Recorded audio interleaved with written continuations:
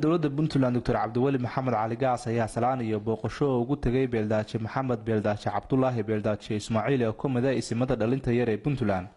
kulankan madaxweynaha oo ay ku weheliyeen qaar ka mid ah saraakiisha madaxtooyada dowladda Puntland ayaa markii dambe madaxweynaha iyo beeldaajiyaha ayaa yeeshay kulan gaar ah oo madaxweynuhu ku dhiirigelinayo shaqada wanaagsan ee reer Puntland uu hayo beeldaajiyuhu taabagelinta nabadda beelaha xoojinta dhaqanka iyo sidii loo dhowri lahaa dhaqanka wanaagsan ee bulshooyinka Puntland. ugu dambeyntii madaxweynaha dowladda Puntland Dr. Cabdiwali Maxamed Cali Gaas ayaa qasriga madaxtooyada dowladda Puntland ee Garowe ku marti qaaday